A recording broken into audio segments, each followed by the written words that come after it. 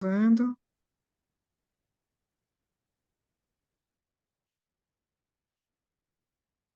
Prontinho. Já está com você, Thaís. Qualquer dúvida, eu tô aqui, tá? Ah, tá joia. Bom, meninas, boa noite.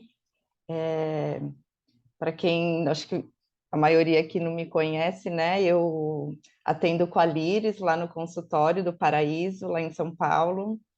E a gente sempre vivencia, né, Líris, juntos lá, boas trocas, né, a respeito dos contextos de dor, dos contextos de movimento, das ferramentas, das abordagens, daquilo que a gente pode utilizar, né, e desenvolver na nossa prática clínica quando o assunto é dor, né? Porque quando o assunto é dor, a gente abre um leque, né, de possibilidades na hora de abordar, na hora de lidar, na hora de tratar esses pacientes. E eu costumo dizer que cada paciente é único, né? Porque cada paciente é um indivíduo. Enquanto indivíduo, cada paciente vivencia experiências pessoais em relação às percepções, às questões, às sensações, aos pensamentos, às emoções, que tudo junto decorre num contexto de dor. Então, o quão importante, né, é a gente entender um pouco e abordar um pouco alguns conceitos que muitas vezes estão por trás daquilo que a gente propõe enquanto exercício ao longo da nossa prática clínica, né? Sempre respeitando a individualidade de cada um, né? Bom, eu Thaís, as meninas vou. comentaram aqui que adoraram o tema da aula. Olha que coisa boa, né? Sim, que bom. Olírio, só uma dúvida. Eu estou vendo que algumas pessoas estão entrando. Você mesmo está liberando ou eu preciso fazer Isso. isso? Não, não, fica tranquila, eu tô liberando aqui. Ah, tudo bem. Tá bom.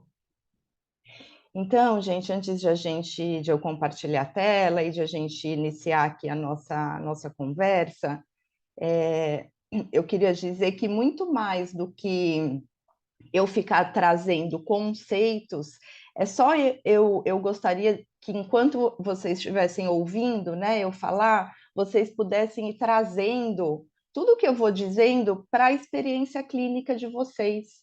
E talvez ir anotando, sabe? Olha, aquele paciente, eu podia ter feito isso, ou aí aquele caso que eu atendi aquela vez é parecido com o que você está falando. Porque o que é legal, né? Então, muito mais do que eu ficar trazendo conceitos, é depois, no fim do nosso encontro hoje, a gente poder trocar, né? A gente poder compartilhar informações acerca da prática clínica, né? Trazendo ideias de como que vocês podem introduzir, né, esses conceitos de como lidar com a cinesiofobia quando vocês se deparam com um paciente assim. Então, de que maneira a gente pode reconhecer um paciente que está vivenciando um medo ao longo ali daquele momento na sessão. Então, são talvez aspectos importantes de a gente observar, né? No quanto a gente, enquanto terapeuta, enquanto fisioterapeuta, abre um espaço na nossa sessão também para olhar para o paciente, né, que vivencia, sim, sensações de medo, por exemplo, né, e o quanto a gente inclui isso, né, na nossa prática. Será que a gente deixa passar despercebido? Né? Ou será que a gente acolhe essa percepção de medo e aí, a partir daí, cria ferramentas e ideias para poder lidar com isso de uma maneira mais assertiva para o paciente? Então, são só algumas interrogações aqui que eu estou trazendo antes de a gente expor um pouquinho o conteúdo, já para vocês irem pensando a respeito conforme eu vou falando. Tudo bem? Então, se vocês tiverem alguma dúvida enquanto eu estiver falando, ou vocês podem escrever no chat, ou então levantar a mão, né? E a Líris e a Andrea, se quiserem complementar algo, fiquem super à vontade, né, para interromper, porque é sempre rico, né? Quando a gente pode compartilhar e trocar, tá bom? Então, vamos lá.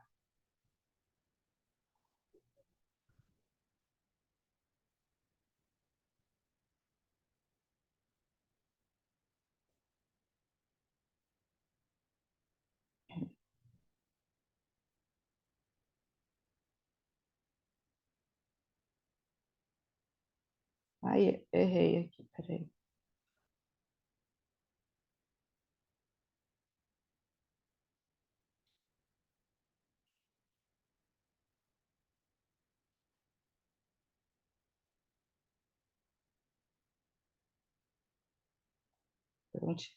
Tá todo mundo vendo?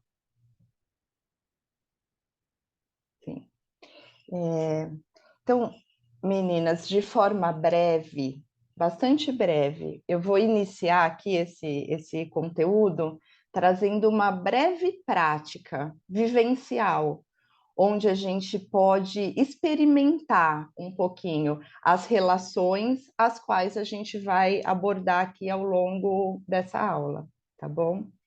Então, é um Aí, convite, né? só um minutinho.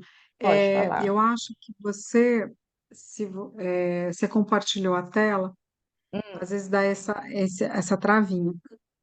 Antes de deixar já a tela toda preenchida pela apresentação. Hum, Tenta qual travinho? voltar Voltei.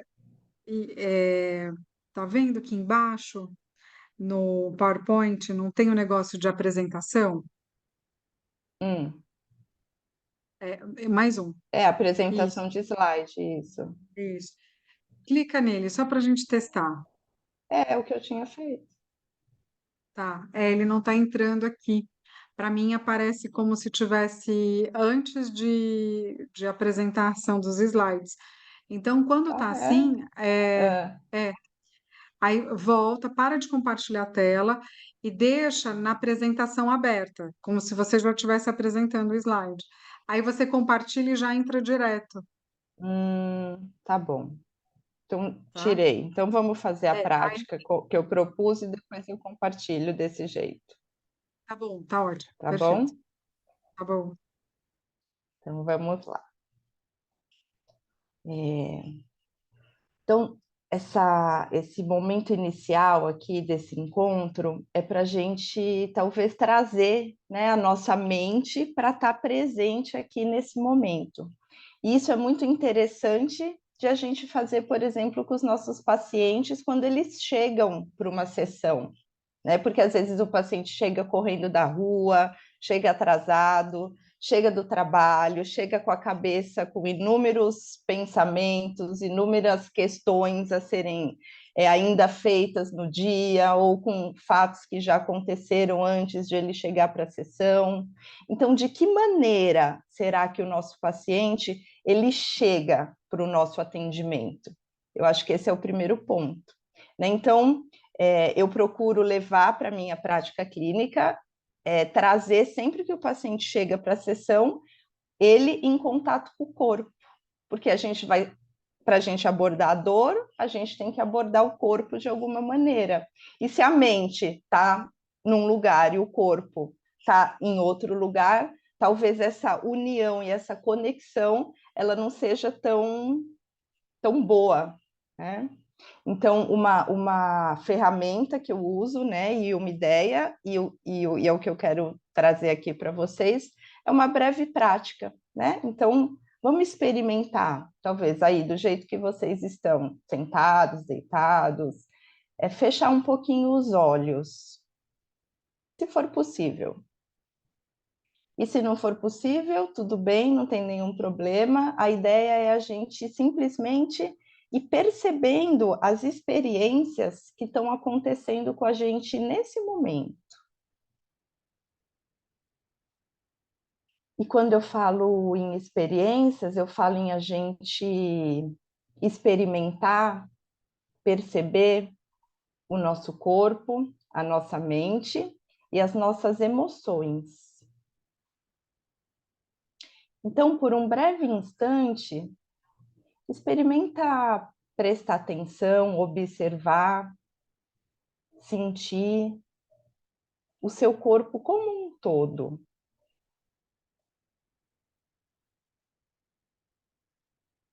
Como que o seu corpo ele chega para o início dessa aula?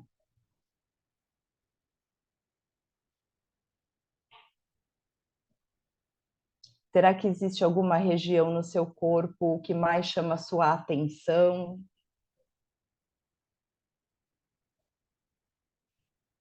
Será que existem regiões desconfortáveis no seu corpo?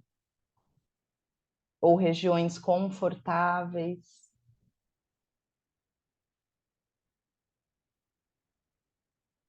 Talvez você possa reconhecer os apoios do seu corpo na cadeira, por exemplo.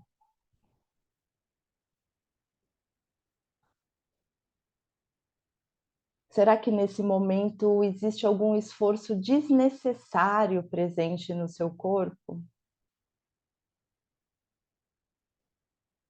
E talvez a gente possa simplesmente observar as sensações e as experiências que estão acontecendo no nosso corpo nesse momento.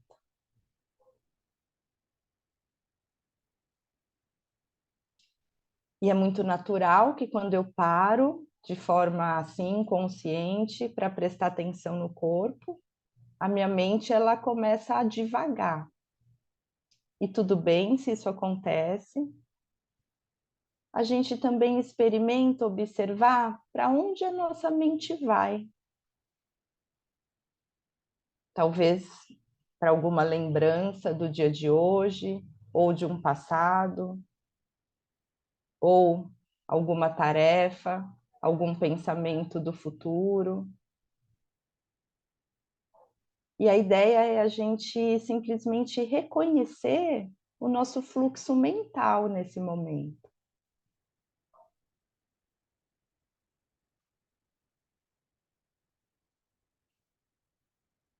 E da mesma maneira, a gente se abre com consciência, com gentileza, para perceber agora se existe algum tom emocional na nossa experiência. Como você está se sentindo nesse momento? Finalizando o dia, iniciando essa aula. Será que existe alguma emoção presente na sua experiência agora?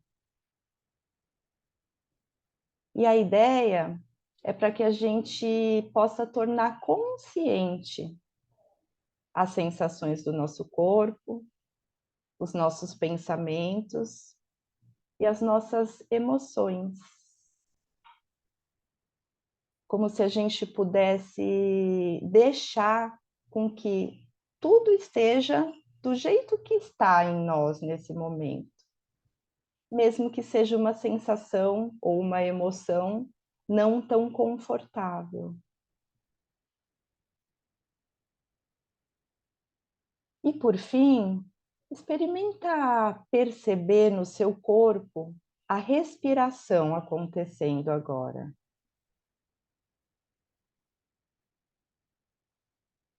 Talvez você possa perceber a respiração lá no ir e vir do seu abdômen, quando você puxa e solta o ar, ou então na entrada e saída do ar pelas suas narinas.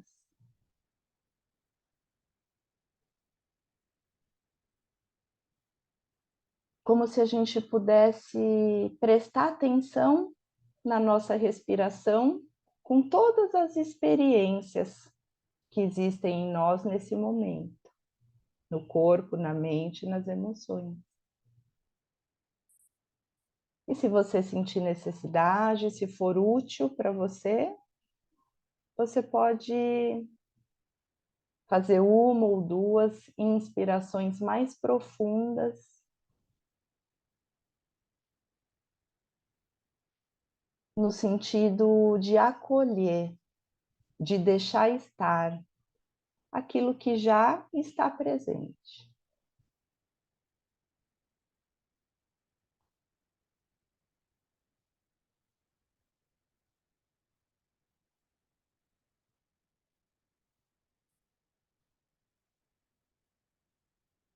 E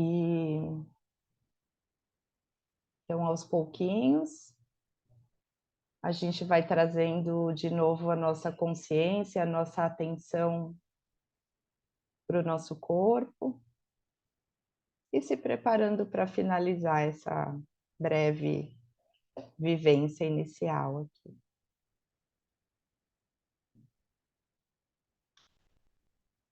Então, a gente pode ir abrindo os olhos, conforme vocês vão se sentindo prontas, observando as necessidades do corpo, né? O que seu corpo gostaria de fazer nesse momento? Né? Algum movimento, algum espreguiçar ou nada disso, né? Atender, observar as necessidades do corpo e atender a elas. Muito bem. Tudo bem? Todo mundo bem? Sim.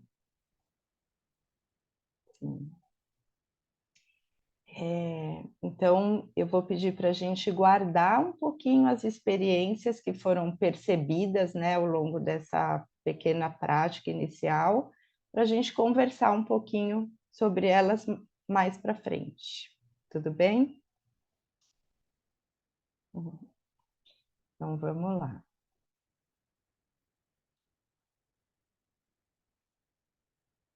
Vamos ver se vai dar certo aqui. Peraí.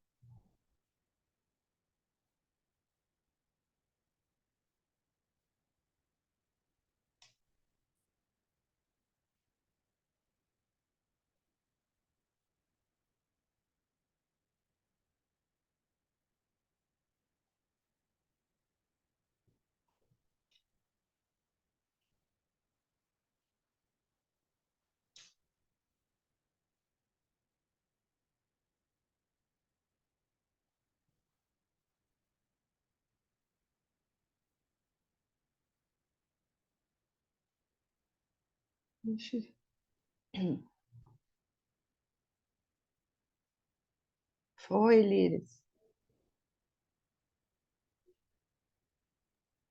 Não foi. Não foi, Às vezes você né? tem que. Não, se você já deixar Ó, aberta a apresentação antes de é.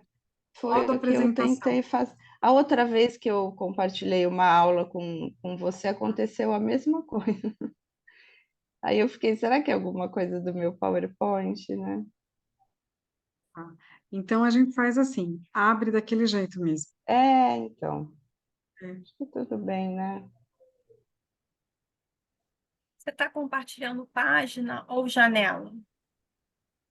É um arquivo do PowerPoint onde eu Não, coloquei os mas slides. quando você coloca compartilhar, você coloca para compartilhar o quê? Que ele te dá algumas opções. Hum, compartilhar, acho que é a Lá em página. cima. Então, você tem que botar a tela inteira. Mas na tela do compartilhar aqui do. Quando você bota compartilhar, lá em cima aparecem três opções, lá no alto. Janela, alguma coisa e tela inteira. Basic Não aparece? Advanced Files.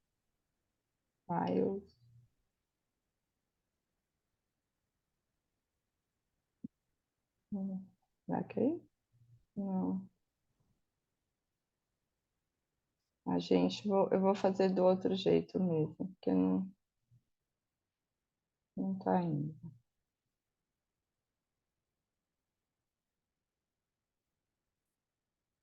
Ok?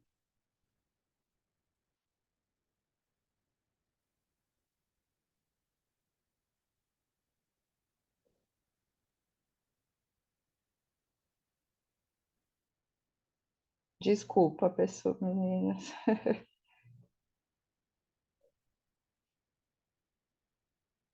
Aí, tudo bem? Dá para vocês verem assim?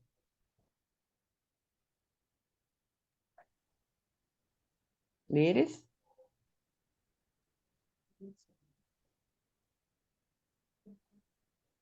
Sim, dá para Vai ver. Só. passando assim mesmo. É. É. Sim. Então vamos lá, só um segundinho. O que que agora?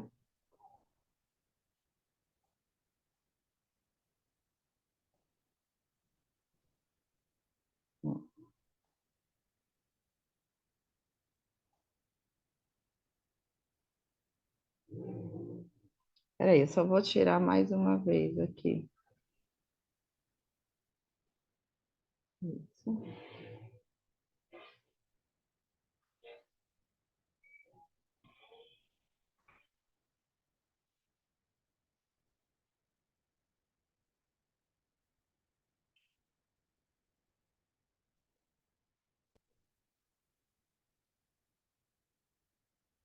Pronto, não foi.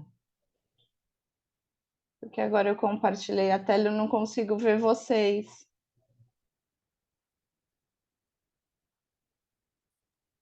A gente consegue ver você, Thaís.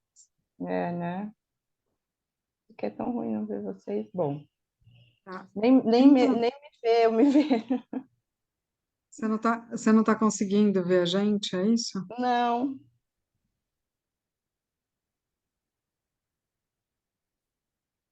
Bom, tudo bem. Ó, parece uma Hum? faixa escura. Hum.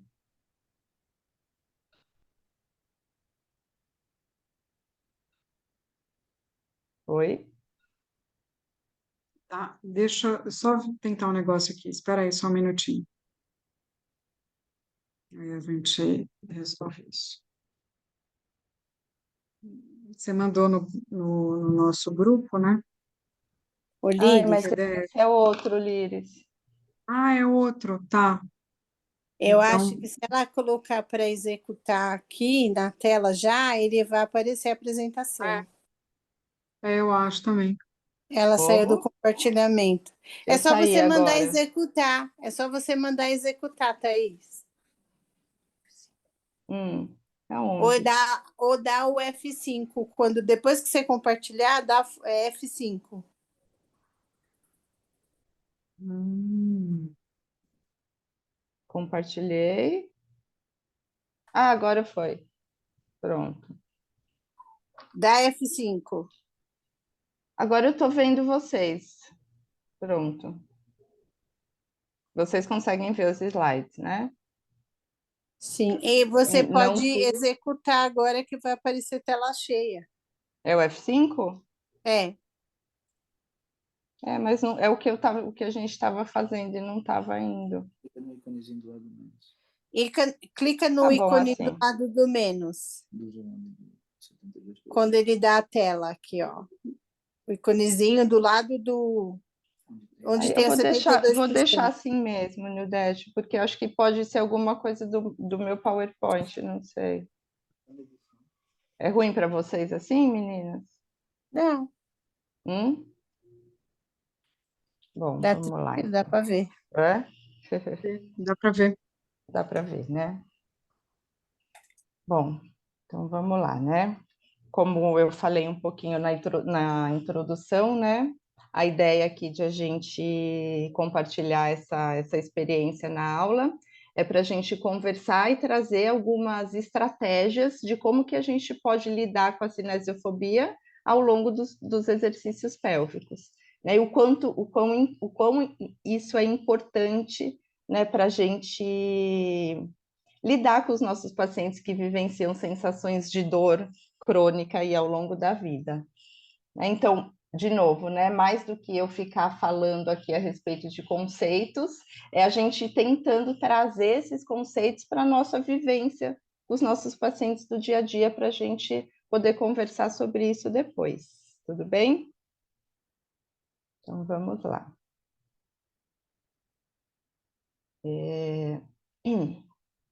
Então, na verdade, aqui, só para a gente conceituar dor, né? Diferente do que se acreditava anteriormente, que quando a gente tinha uma dor, a gente tinha uma lesão nos nossos tecidos. Hoje, essa ideia e esse conceito acerca da dor já mudou bastante, né? Então, a gente já sabe que a experiência de dor, ela é individual e ela é influenciada, né, em graus variáveis por diversos fatores. E são os fatores biológicos, os fatores psicológicos, os fatores emocionais, os fatores sociais, os nossos hábitos de vida, as nossas crenças acerca da nossa dor. enfim, de que maneira a gente lida com as nossas emoções. Então, diversos são os aspectos que hoje a gente sabe que influencia a maneira que o nosso cérebro decodifica e percebe uma experiência de dor, né? Então, acho que esse é o primeiro ponto, né? É muito natural a nossa formação, né, enquanto fisioterapeuta, a gente ter um olhar muito mais voltado para as questões biológicas relacionadas à dor, ou para as questões mecânicas relacionadas à dor, né? As patologias teciduais, as patologias físicas, sim, isso é importante quando a gente vai abordar um indivíduo com dor, mas tão importante quanto isso é a gente também ampliar o nosso olhar e o nosso leque, né, de possibilidades para incluir na nossa avaliação e também ao longo do nosso atendimento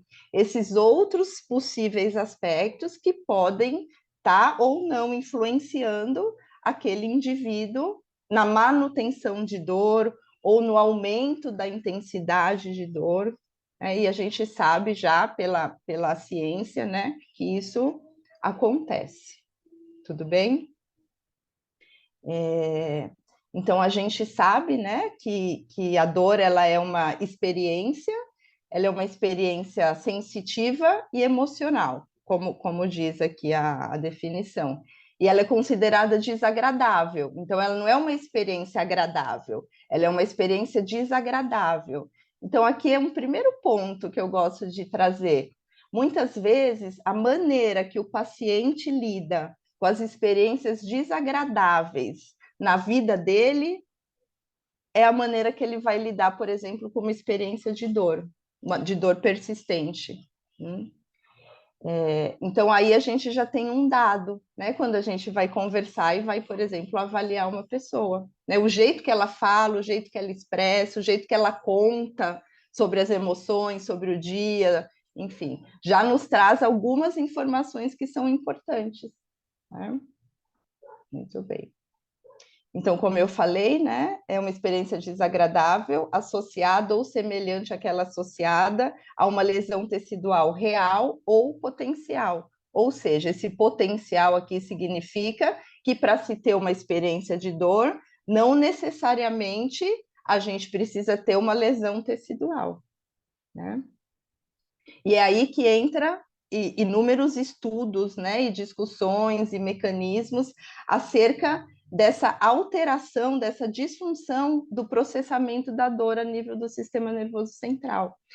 Então, isso tem sido ainda estudado, né, os mecanismos neurofisiológicos que levam o cérebro a ficar mais sensível em relação à percepção de dor. Mas o que a gente sabe é que em questões de dores persistentes, o cérebro ele fica mais sensível em perceber a dor.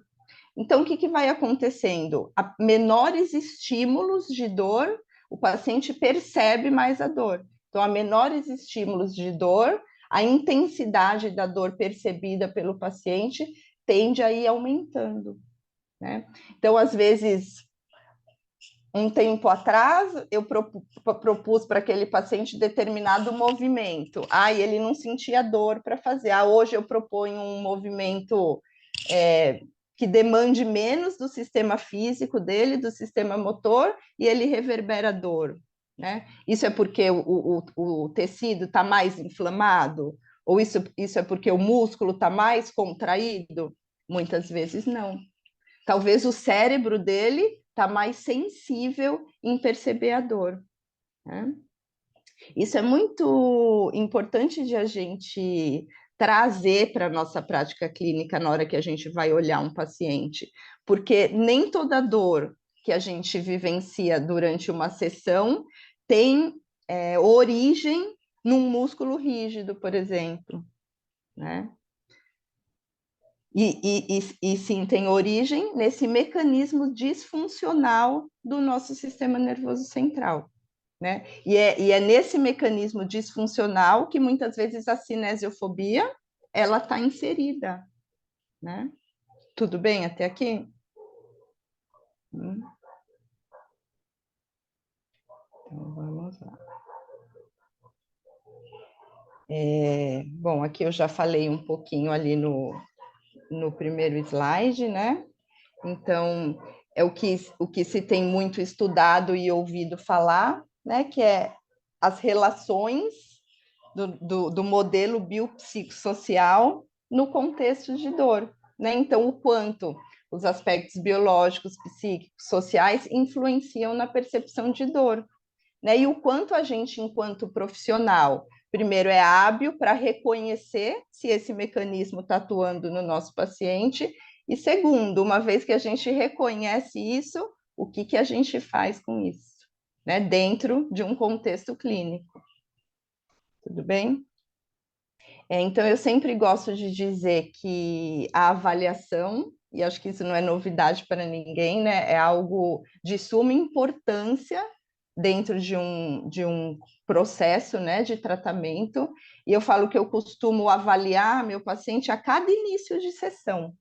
É claro que, inicialmente, eu tomo um tempo maior para eu escutar aquele paciente, para eu estabelecer com aquele paciente talvez uma possível aliança, para eu ouvir, né, praticar uma escuta ativa com aquele paciente, procurando identificar dentro da fala dele esses aspectos, né? E eu vou dar exemplos de falas assim mais para frente, onde talvez a gente vai perceber os nossos pacientes, né, falando com a gente nas sessões. E é claro que os testes clínicos, a avaliação postural, a avaliação biomecânica, né, a avaliação do movimento, os desequilíbrios ósseos musculares, os desequilíbrios, as incoordenações de movimento também são importantes de ser incluída dentro desse processo aí de avaliação. Não só de avaliação, mas também de tratamento, né? E sobre a importância de a gente fazer uma breve avaliação no início de cada sessão, né? Porque o paciente, ele é um indivíduo, como eu disse no início. Enquanto indivíduo, a gente muda a cada momento. Então, hoje eu posso ter chegado de um jeito na sessão. Meu corpo pode estar rígido, porque eu acabei de passar uma situação que me gerou um gatilho de estresse. Talvez a semana que vem, meu corpo chegue talvez mais tranquilo, porque eu vivenciei uma experiência prévia antes da sessão, mais relaxada. Então, aí será que a minha conduta tem que ser a mesma? Né? Porque inicialmente eu elaborei uma conduta clínica ali para o meu paciente? Não necessariamente, né? Então, é muito válido a gente pensar sobre isso, né? Para elaborar, né, as nossas práticas, os nossos exercícios, as nossas condutas. Muito bom. Então, entender todo o contexto de vida do paciente nos aproxima de uma conduta clínica mais assertiva, né? Muito bom. Bom, então, vamos falar aqui um pouquinho da dor, do movimento e da cinesiofobia, né? Bom, então, claro, de forma simples aqui, esses conceitos, né? Então, o que a gente sabe? Que uma dor, quando ela é persistente, ela produz inúmeras adaptações motoras. Então, o que é isso, né? Um paciente tem dor, por exemplo, no quadril do lado direito. É claro que ele vai, como uma reação de proteção àquela dor, isso vai gerar compensações no corpo daquele paciente. Talvez ele vai sobrecarregar mais o lado esquerdo, talvez ele vai sobrecarregar mais o ombro, como uma atitude reativa e protetiva, né? Talvez o sistema respiratório dele vai aumentar um pouquinho lá a frequência cardíaca, enfim. Né? Talvez ele vai começar a ficar com medo de se movimentar, e isso vai tirar ele de algumas atividades funcionais, né? Então, a partir de uma percepção de dor persistente, além das adaptações motoras, a gente também começa a observar limitações funcionais. Então, o indivíduo, muitas vezes com dor, ele começa a deixar de fazer coisas que antes ele fazia e que muitas vezes para ele antes trazia sensações de prazer, né? Então, isso também é algo muito importante, o quanto que o nosso paciente está deixando, né, de fazer determinadas atividades na vida dele que antes eram prazerosas por conta de um contexto de dor. Porque isso só vai alimentando cada vez mais esse ciclo de dor que a gente vai falar um pouquinho adiante. Tudo bem? Bom, aí a cinesiofobia, né? O conceito de cinesiofobia. Então, na verdade, é um medo ou uma aversão ao movimento. Né? E como que ela surge? Né? Então, inicialmente, a cinesiofobia, aqui eu não vou falar dos mecanismos neurofisiológicos da cinesiofobia, né? Porque para a nossa prática clínica, talvez isso não é tão eficaz ou tão assertivo, né? A gente precisa saber reconhecer e saber o que fazer com ela, né? Mas por trás da cinesiofobia tem sido estudado e já se sabe diversos mecanismos neurofisiológicos do nosso sistema nervoso por trás da cinesiofobia, ok? Então, como que um paciente pode ficar com medo de se movimentar? Primeiro, por experiências prévias traumáticas. Então, em algum momento da vida dele lá no passado, ou num passado até recente, ele executou determinado movimento e isso gerou um gatilho de dor. Então, ele registrou isso, né, como uma via, né, do corpo para o nosso sistema nervoso, de que aquele movimento é uma ameaça. Então, ele passa a alimentar isso e acreditar nisso. Bom, todas as vezes que eu realizar esse movimento X, eu vou sentir dor, né? Mas a gente sabe que isso não necessariamente traduz a realidade, né? Traduz uma verdade. E sim, é só uma crença disfuncional daquele paciente em relação àquele determinado movimento. Tudo bem? É. E aí, né, o que acontece muito com os nossos pacientes são as crenças que vão gerando a partir das experiências pessoais de cada um, mas também o que a gente chama de nocebo. Então, o que é esses nocebos? Né? O paciente ele passa a acreditar que ele fazer determinados movimentos vai piorar a dor, mas ele não tira isso do nada, né? Se não por uma experiência pessoal, ou porque ele leu a respeito na internet, ou porque alguém falou para ele, olha, você não pode dobrar sua coluna, porque sua coluna é fraca, se você dobrar sua coluna, você vai se machucar. Você não pode subir escada, porque seu joelho está gasto. Então, se você subir escada, você vai piorar a sua questão da osteoartrose do seu joelho. E isso, infelizmente, acontece e muito dentro dos profissionais da saúde, né? Muitos médicos ainda hoje prescrevem, por exemplo, repouso e inatividade para determinadas condições de dor, né? Quando a gente já sabe que o mais indicado para um bom desfecho de dor é a gente iniciar o quanto antes possível uma prática de movimento, claro, respeitando, né, todo esse contexto de dor, enfim, a gente vai falar um pouquinho mais sobre isso. Mas o repouso e a inatividade, a gente sabe que são gatilhos para aumentar ou para manter essa sensibilidade do nosso sistema nervoso central em relação à dor. Tudo bem? Meninas, alguém quer falar algo ou perguntar algo até aqui? Tá tudo certo? Bom, vamos lá.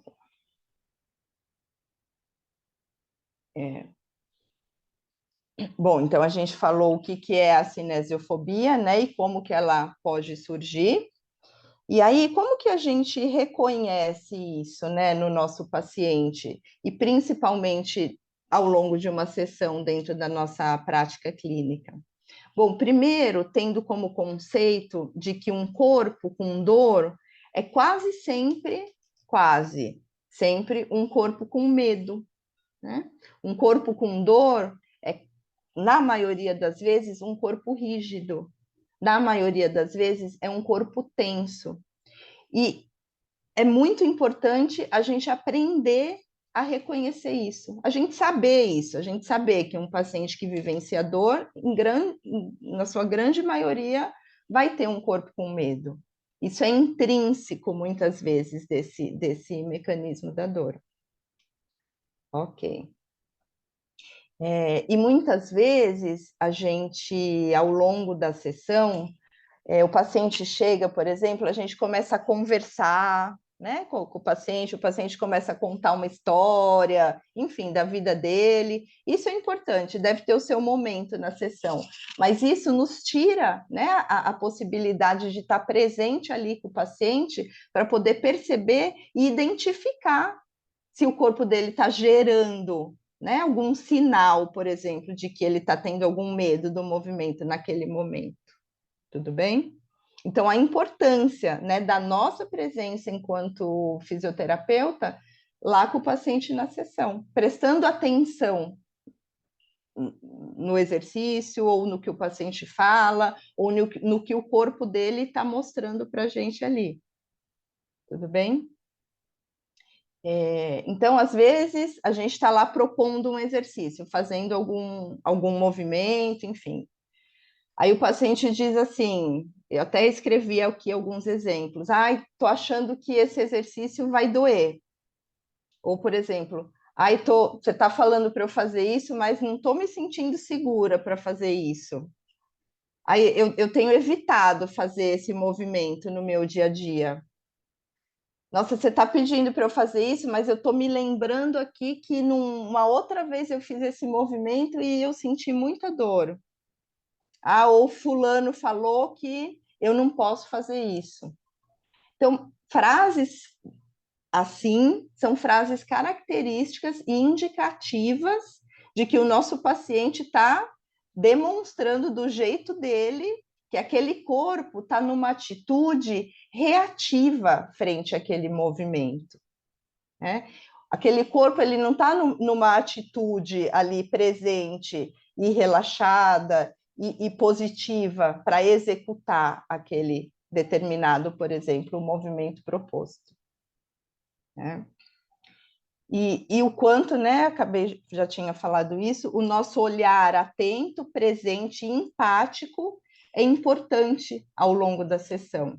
Então, é importante, sim, a gente ter momentos na sessão para a gente conversar com o paciente sobre a vida, mas ter momentos onde a gente vai falar, agora a gente vai fazer um pouquinho de silêncio para prestar atenção no corpo, né? Porque tem muito paciente, talvez vocês vão reconhecer isso na prática clínica de vocês, que não para de falar a sessão inteira.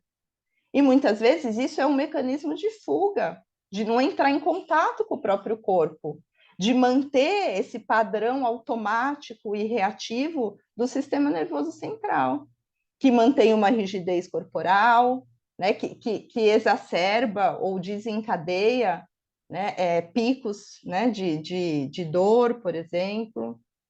Não acontece isso? O paciente quer falar do começo da sessão até o fim da sessão. E aí cabe a nós, olha, agora a gente vai prestar atenção aqui no seu corpo. Né? A gente vai entrar em contato aqui com essa experiência de dor que você está vivenciando. Né? Isso é muito importante.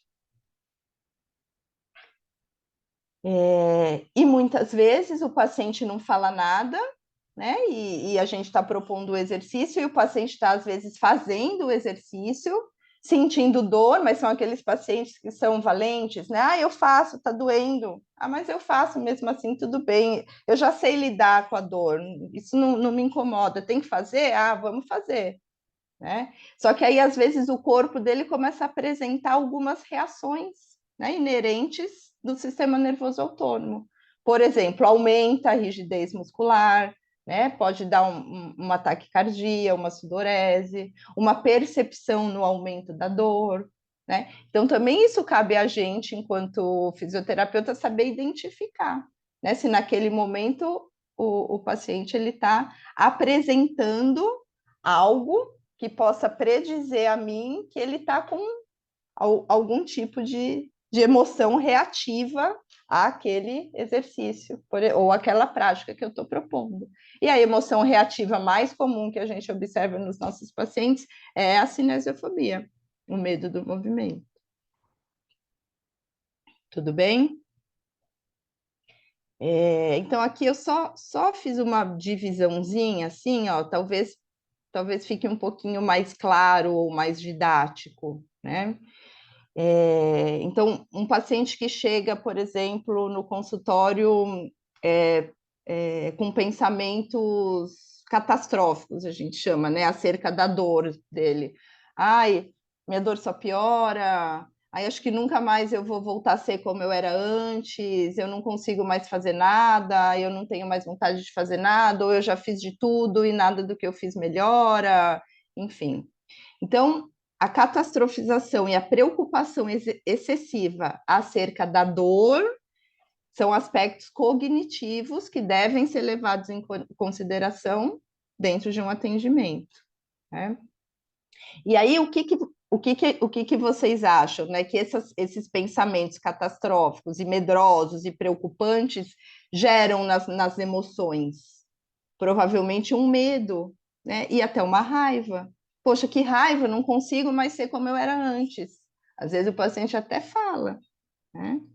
E a gente sabe que essas emoções, assim como o medo, são muitas vezes emoções que ativam áreas lá do nosso sistema nervoso relacionadas ao estresse, por exemplo, né? E isso vai alimentando cada vez mais o ciclo de dor, tensão, medo, raiva, dor, tensão, medo, raiva, né? E o quanto a gente identifica isso na nossa prática clínica, né? Aí um paciente que se comporta dessa maneira, com esses pensamentos, com o medo e com a raiva, o que ele começa a fazer? Começa a evitar de fazer determinado movimento, né? Porque ele acredita que aquele movimento vai piorar a dor dele, né? E aí, ele acreditando que piora a dor dele, os pensamentos catastróficos aumentam. Vocês percebem o ciclo se retroalimentando, né? E aí começa a acontecer que ele começa a se isolar. O paciente começa a deixar de fazer atividades e tarefas que antes ele fazia, né? Por conta desse medo. E isso são mecanismos automáticos do nosso sistema nervoso central, né? Que acontecem sem que a gente tenha consciência deles, eles simplesmente acontecem. Mas quando a gente pode perceber isso acontecendo, a gente fica mais hábil em poder orientar o nosso paciente de que maneira que ele vai lidar melhor com isso, né? Então, vamos lá. Tudo bem até aqui? Acho que isso é uma parte bem importante, né? A gente reconhecer isso nos nossos pacientes. Bom, então aqui, quando a gente se depara, né, com esse contexto de cinesiofobia e esses pensamentos catastróficos, enfim, tudo que eu exemplifiquei, ou na avaliação, ou dentro de uma sessão, o que a gente pode fazer? Acho que são inúmeros caminhos, né, que vão talvez sendo trilhados muitas vezes a partir da nossa experiência clínica em lidando com esses pacientes, né? Mas aqui eu trouxe, acho que 2 caminhos que talvez é o que faz mais sentido para mim e o que eu mais utilizo, talvez, nos atendimentos, né? Então, se eu percebi que aquele paciente está, de alguma maneira, trazendo e contextualizando, né, na sessão esse medo, eu posso falar para ele, porque ele não tem consciência que ele está com medo, ele só vai falando, ou o corpo dele vai mostrando, né? Então, então eu paro, por exemplo, né? Então, o que eu faço? Eu torno para o paciente esse medo consciente e proponho que ele, junto comigo, possa observar o corpo dele com medo. Esse é um ponto, né? E aí eu utilizo muito do mindfulness, né? Que é uma ferramenta de prática onde a gente, como eu guiei no início do nosso encontro aqui, né? Então, eu percebo, aí eu proponho, então vamos parar um pouquinho, vamos perceber o corpo? Então eu pauso. Então eu trago a atenção do paciente para perceber o corpo, como eu fiz no início, né? Então, observar o corpo, observar como que está a mente, observar as emoções e observar essas inter-relações, né? Então, por exemplo, um paciente que tem uma dor pélvica. Então, o paciente deita, ele fecha os olhos, imediatamente o que ele percebe no corpo dele, normalmente é aquilo que é mais sensível. Então, ele vai fechar os olhos, ele vai perceber a região de dor ali, né? E ao longo da prática eu posso ir induzindo ele a perceber aquela região mais sensível. E aí eu vou fazendo pequenas observações ali. Então, experimenta observar o que você percebe nessa região desconfortável. Né? Será que essa região traz para você algum pensamento? Né? Quando você presta atenção na sua dor, como você se sente? Então, eu vou colocando o paciente em contato com essa experiência de dor. Qual é o objetivo disso? Né? É eu diminuir essa reatividade que o paciente tem. Eu estimular através dessas práticas o sistema nervoso parasimpático, que vai me trazer sensações e experiências de calma, que é o contrário, muitas vezes, de como os pacientes com dor e com cinesiofobia chegam para a gente no consultório. Né? Com o sistema nervoso simpático, muitas vezes hiperativo, apresentando no corpo essas reações que eu falei anteriormente.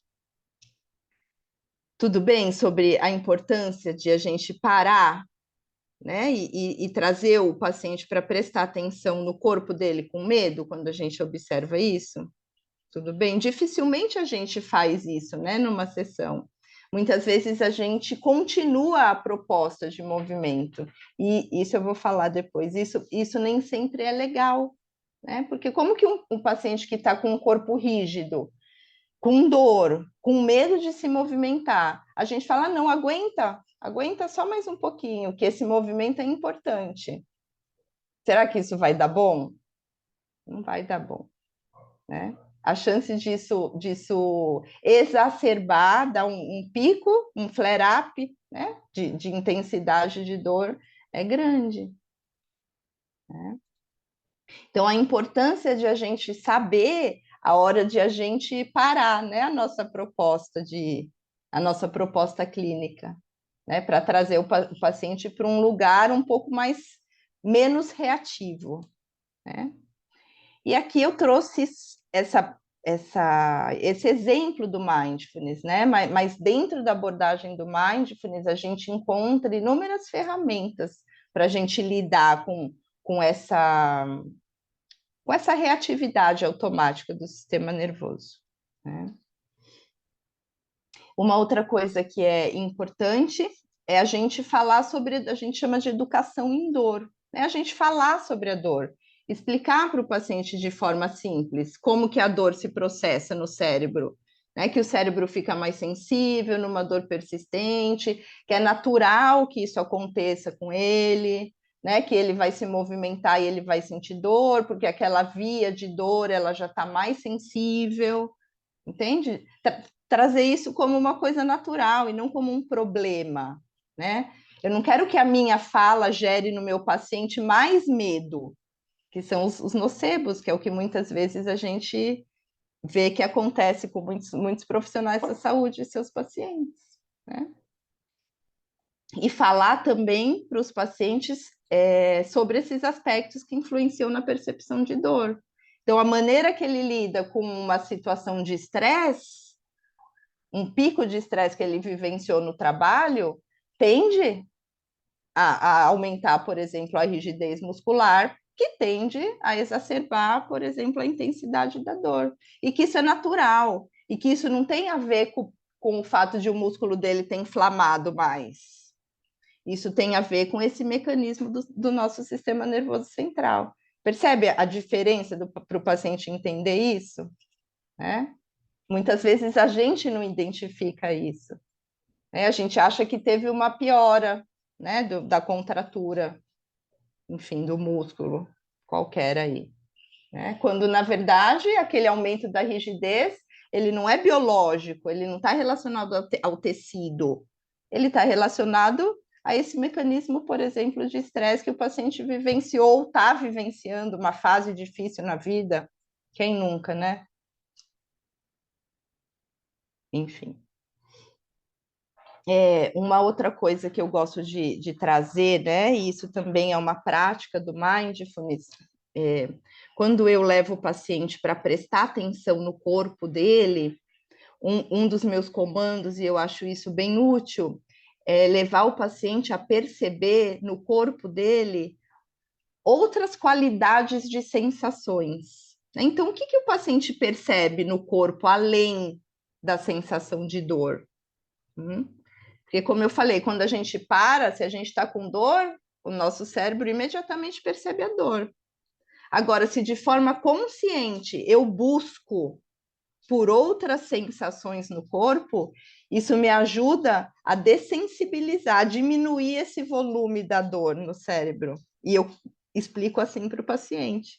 E normalmente é bem útil.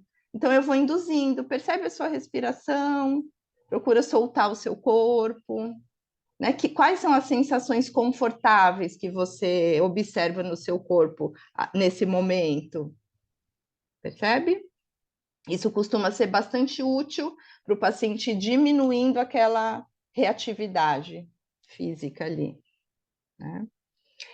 Outra possibilidade é a gente tem um tipo de respiração que a gente chama, também é uma prática de mindfulness, mas a respiração ela é uma ferramenta ampla, né? Que pode ser utilizada aí dentro de diversos conceitos. Respiração de calma. Então, eu peço para o paciente inspirar e expirar de forma profunda, realizando uma contagem, por exemplo, na mente. Então, eu posso ir contando o paciente, ó, inspira em 4 tempos, né? Faz uma pausa de 2 tempos e solta o ar em tantos tempos. Aí eu vou vendo com o paciente o melhor tempo para ele, né? Isso a gente sabe que também tem importantes mecanismos neurofisiológicos por trás dessas respirações, né? De ativação do nervo vago, né? De ativação daí do sistema nervoso parasimpático, né? O quão importante muitas vezes é a gente utilizar desses recursos também para relaxar o corpo do paciente, para daí, por exemplo, propor um movimento, um exercício. O toque, né? O toque, muitas vezes, o nosso toque suave, né? Na região de dor do paciente, muitas vezes prediz sensações mais confortáveis, né? Tudo bem, gente? Aqui eu quis trazer esse desenhinho aqui, que a gente chama de tríade emocional, né? E o que isso nos diz, assim, de forma simples, exemplifica que toda sensação física gera um pensamento que gera uma emoção, ou vice-versa. Uma emoção pode gerar imediatamente uma sensação física e um pensamento. Ou um pensamento gera uma sensação que gera uma emoção. Isso acontece, essa tríade, ela acontece o tempo todo na nossa vida, quer seja em contextos de dor ou não. Mas a gente observa isso o tempo todo acontecendo nos nossos pacientes, principalmente nos pacientes com esses pensamentos catastróficos que eu exemplifiquei, principalmente nesses pacientes que têm preocupações excessivas em relação às suas próprias dores e doenças. E aí, de novo, né? O quanto será que a gente identifica essa tríade acontecendo, né, com o meu paciente? Né? Muitas vezes, o quanto será que a gente identifica isso acontecendo com a gente mesmo, né, no nosso no nosso dia a dia, né? É aquela situação, vou dar um exemplo pessoal, né, da gente enquanto indivíduo. De repente a gente se vê com o ombro assim, ó, e a gente começa a doer assim, fica cansado aqui. Só que você nem percebeu que você estava com o ombro assim. Isso já é uma reação a algo, né? Isso não acontece com a gente o tempo todo, né? Muito bom. Os inúmeros pensamentos, né, que invadem a nossa mente a todo momento. Um pensamento que gera outro pensamento, que gera outro pensamento. Quando a gente vê, a gente já está vivendo no nosso corpo um fato ou algo que ainda nem aconteceu. Né? Um pensamento gera outro, que me leva a pensar em algo lá do futuro, uma ansiedade lá do futuro, que ainda não aconteceu. Mas se eu parar para prestar atenção no meu corpo vai estar reagindo a esses pensamentos ansiosos. Talvez com uma rigidez, talvez com, enfim, né, com uma dor abdominal, com uma dor de estômago, com uma sutil taquicardia, com uma sudorese. Tudo bem? Isso acontece com a gente e acontece muito com os nossos pacientes com dor.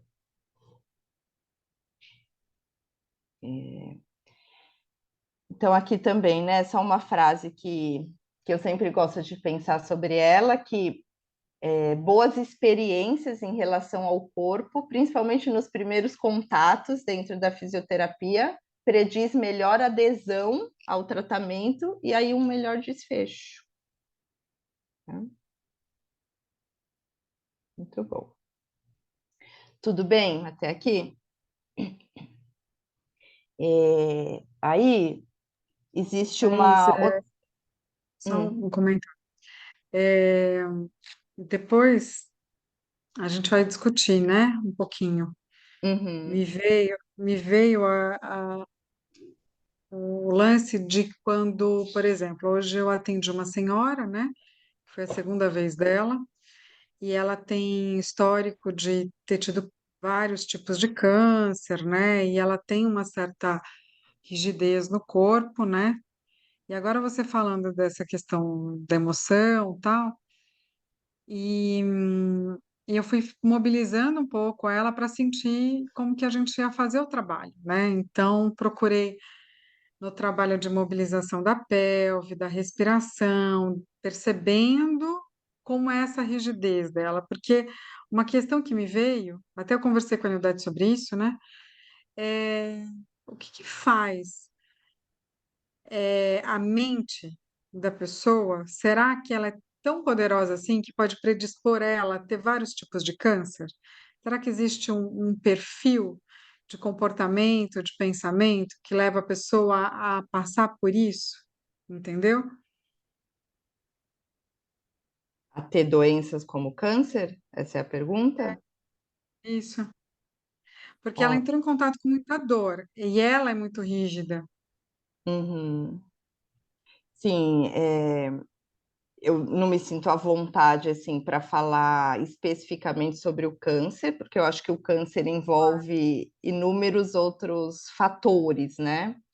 Mas o que eu já aprendi assim e o que eu vejo é que a maneira que a nossa mente se relaciona, por exemplo, com as emoções, prediz nossas doenças, né? E isso é algo que tem sido muito discutido, né? Doenças aí diversas, né?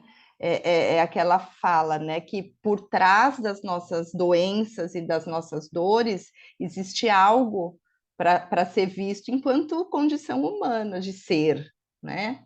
Aqui a gente está fugindo um pouco desse contexto específico do movimento, mas a gente, enquanto indivíduo, a gente é, com certeza, um pouco de tudo, né? O que existe por trás das nossas doenças, principalmente as doenças graves, por exemplo, como o câncer, né? Aí a gente pode abrir um leque, né, de questões psicoemocionais mesmo, né? E aí vai, ou questões de infância, questões familiares, né? O que a gente traz da nossa família. É muito comum a gente observar famílias de pessoas que têm câncer, né? Gerações anteriores de pessoas que têm câncer. Será que isso também está relacionado? É muito provável, né? Tudo bem? Uhum.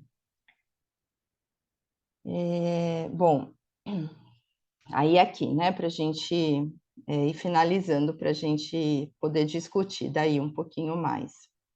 Um outro caminho, né? Ou eu torno a dor consciente para o paciente, que foi o que a gente explorou um pouquinho no slide anterior, ou eu opto por perceber que o paciente está nesse modo reativo, mas escolher naquele momento expor o paciente de forma gradual a um movimento. Esse é sempre o recurso, né? A gente sabe que o movimento ele prediz melhores desfechos em relação à intensidade de dor. Então, aí cabe as ferramentas, né, de cada um aí de recursos de cinesioterapia, do que eu vou oferecer para o meu paciente naquele momento, né? Mas uma pergunta que eu sempre me faço quando eu estou atendendo é: o que é possível, eu escrevi aqui, ó, e vai até maior, o que é possível eu fazer naquele momento com aquele paciente sem ativar o sistema de alerta do cérebro? E às vezes vai ser movimentos onde eu vou utilizar um rolinho, né, na bacia, vai ser um movimento onde eu vou utilizar uma bolinha, vai ser movimentos de pequena amplitude, vai ser só estímulos sensoriais, por exemplo, na região da dor, ou a dor ela é pélvica, mas eu posso propor, por exemplo, movimentos de cintura escapular para o paciente, né, entendendo que o movimento ele também começa no cérebro. E todas as vezes que eu estimulo o corpo do paciente a executar determinados movimentos, eu estou informando, dando novas informações neurais para o meu cérebro. Então, eu também estou ajudando o meu cérebro a diminuir aquela sensibilidade, aquela hiperativação em relação à dor, né? Então, não consigo mover a pelve, por exemplo, porque tem dor. Então, eu vou mover o braço, eu vou mover a cintura escapular, eu vou pôr uma respiração, eu vou colocar um rolinho, eu vou colocar uma bolinha, enfim, eu vou esticar a perna, eu vou dobrar a perna, enfim. Tudo bem? O que a gente não pode, que eu também gosto de frisar aqui, executar movimentos quando a gente percebe que o paciente está com medo, né? E aqui, às vezes, é o que a gente fala, eu falei, acho que já aqui, né? Só mais um pouquinho. Não é importante você fazer esse movimento. Você está vendo que o paciente está todo rígido lá no movimento, mas você está insistindo. Ou o paciente até faz o movimento, ele faz, mas ele está falando, aí está doendo.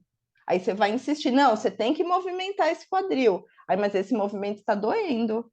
Não, mas vai, vamos fazer só 5, por exemplo. Né? A gente faz isso, né? E não tem por trás, tem uma boa atitude de querer. A gente sabe que aquele movimento é importante. Se o paciente executar aquele padrão de movimento, vai ser bom. Mas a que preço?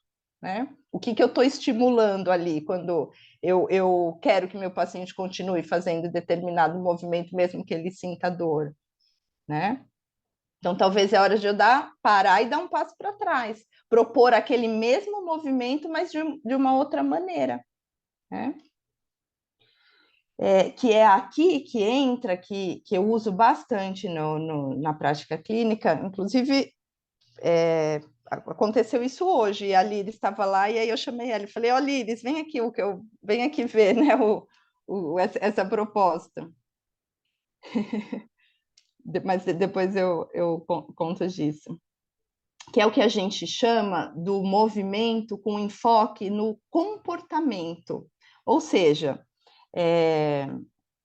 eu solicito para o paciente o que eu quero que ele movimente, mas tirando o foco daquele movimento. Então, vou dar um exemplo hoje, o exemplo que aconteceu hoje. Eu estava atendendo uma paciente com uma osteoartrose tipo, grau 4 de quadril, assim. Ela já tinha prótese total de quadril no quadril esquerdo, e o quadril direito, ela tem sensações de dor, e ela já tem até indicação de colocar uma prótese nesse quadril. E ela tem um déficit, né, de flexão do quadril, e eu estava querendo explorar um pouquinho esse movimento de flexão do quadril. Aí eu propus para ela um movimento, coloquei ela em cima de uma plataforma um pouco instável, pedi para ela segurar no espaldar e pedi para ela esticar e dobrar o joelho em cima da plataforma, dar um passo atrás, não sei se vocês conseguem entender. Enfim, ela fazia a flexão do quadril. E aí ela disse para mim, enquanto eu estava fazendo, não gosto de fazer esse movimento, sinto que dói. Daí eu falei, bom, vamos tentar mais, insistir ainda, vamos tentar mais uma vez? Ela falou assim, a última vez que eu fiz esse movimento, não sei aonde, piorou minha dor. Eu falei, pronto, eu não vou fazer isso com ela. Se ela está me dizendo que piorou a dor quando ela fez esse movimento, com certeza ela vai perceber um aumento da intensidade da dor quando ela sair daqui. Não porque o meu exercício foi mal indicado ali, ou foi feito de maneira errada, porque ela já tem essa crença disfuncional acerca daquele movimento. Entende? Aí, o que eu propus? Tirei ela daquele contexto, fui trabalhar a mesma flexão de quadril que eu queria trabalhar dentro desse enfoque comportamental. Então, eu peguei uma bolinha e pedi para ela, ó, Lucia, ela chama Lucia, joga a bolinha para cima, e aí o seu objetivo é pegar a bolinha. Só que quando você pegar a bolinha, você dá um passo à frente. Então, ela jogava a bolinha, foi bonitinha, né, Liris? Ela jogava a bolinha, dava um passo à frente e pegava a bolinha. Ela fez flexão de quadril com muito mais intensidade e ativação muscular ali de glúteo, de psoas, que eu queria que ela fizesse, do que o exercício anterior, e fez como se nem percebeu, porque o enfoque dela, do cérebro, o enfoque de movimento era para ela pegar a bolinha, né? Então, eu consegui trabalhar o que eu queria sem exacerbar esse ciclo de dor, medo, dor, tensão. E isso, não só eu consegui trabalhar a parte muscular e mecânica que eu queria, como também isso dessensibiliza esse sistema sensível, né? Porque aí eu digo para o cérebro dessa paciente, olha, esse movimento não é uma ameaça, né? Então, todas as vezes que ela realiza um movimento e não percebe a dor, o cérebro também vai ressignificando esse padrão de movimento disfuncional, que em algum momento foi percebido e contextualizado pela paciente assim. Entende? O que não acontece se eu propor um exercício, um movimento para o paciente e ele executar aquele movimento sentindo dor. O que eu vou estar dizendo para o cérebro do meu paciente? Olha, esse movimento, ele é uma ameaça, ele dói. Percebe?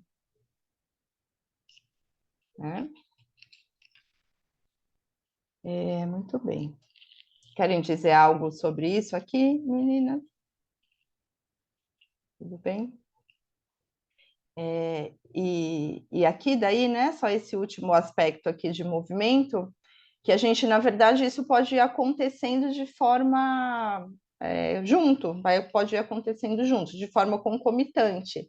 Então, enquanto eu também trabalho esses enfoques comportamentais, eu também posso ter o objetivo de ganhar força, resistência, flexibilidade, né? Então, eu vou preparando o corpo do meu paciente para ficar mais hábil para as demandas físicas do dia a dia dele, da vida dele. Então, eu sempre digo assim, pode subir escada? Um exemplo. Pode subir escada, desde que eu prepare seu corpo para poder subir escada, por exemplo. Né? Não existe nada. Difícil são as proibições genuínas. Né? Eu posso preparar o corpo daquele paciente para ele executar determinadas tarefas, aos quais vão ser prazerosas para eles. e que vão proporcionar para eles aumento das funções, dos passeios, das interações sociais, enfim. Então, não há nada que a gente não possa fazer, né?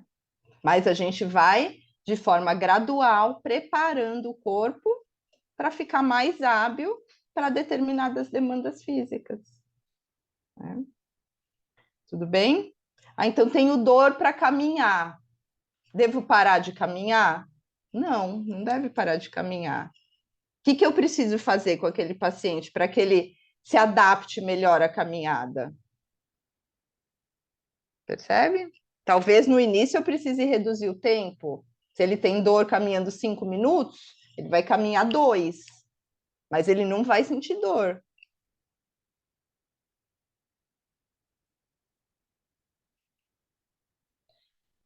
Bom, vamos lá, acho que é o último aqui. Na verdade, aqui é só um slide sobre a importância do comando verbal dentro desses contextos, né? A ideia aqui não é a gente trazer muitos exemplos disso, né? Isso a gente vai fazendo quando for pertinente, mas independente, né, da estratégia de movimento ou de conduta que eu estou escolhendo ali com o meu paciente, o comando verbal tem um papel importante, né, no sentido de que a nossa comunicação ela deve ser, primeiro, acolhedora e gentil, né? Não julgadora em relação aos nossos pacientes. E as instruções elas devem ser claras e precisas, porque muitas vezes o paciente ele é desconectado do corpo, né? As reações automáticas, o paciente não percebe o corpo. Então, por mais que eu fale para ele, olha, levanta a perna, o paciente às vezes nem sabe o que é levantar, estou exagerando, claro, mas às vezes eu falo algo claro, mas o corpo dele não entende o que eu estou pedindo. E aí, o que eu faço? Né? E aí isso é algo que a gente vai, acho que, desenvolvendo com a prática clínica, né? Eu, particularmente, gosto de utilizar bastante metáforas quando eu estou querendo guiar o corpo do paciente para alguma direção, né? E muitas vezes o toque, ele também se faz necessário. É quando eu toco de forma precisa e pontual numa determinada direção do músculo, onde eu quero que aquele paciente execute o movimento, muito provavelmente o corpo dele vai entender, né? Tudo bem? Então, só para um exemplo aqui, talvez, de metáforas, né? Me veio também um exercício, a gente, por exemplo, deitado sobre a bola. Pensa na bola e a gente está deitado sobre ela. Eu quero trabalhar a descer o sacro, né? A horizontalização do sacro, por exemplo. Então, como que eu faço, né? Essa horizontalização do sacro? Eu vou pedir, desce o sacro? O paciente não vai saber o que eu estou querendo dizer, né? Provavelmente. Então, o que normalmente eu costumo dizer? Olha, tá sentindo sua coxa tocando a bola? Um exemplo. Tô. Experimenta empurrar a coxa contra a bola. E aí, tá sentindo as costelas tocando a bola ou a barriga tocando a bola, dependendo da posição? Sim, tô sentindo. Experimenta fugir a barriga da bola. Então, esse comando, na maioria das vezes, ele é eficaz, aí o paciente executa. Se ele não executa, eu vou lá e toco no sacro dele, por exemplo, e induzo, toco lá nas espinhas ilíacas e induzo uma horizontalização, por exemplo, para onde eu quero ganhar ali. Pensando numa proposta de dor lombar ou de dor pélvica, né, onde eu quero trabalhar essa micromobilidade do sacro, da sacroiliaca.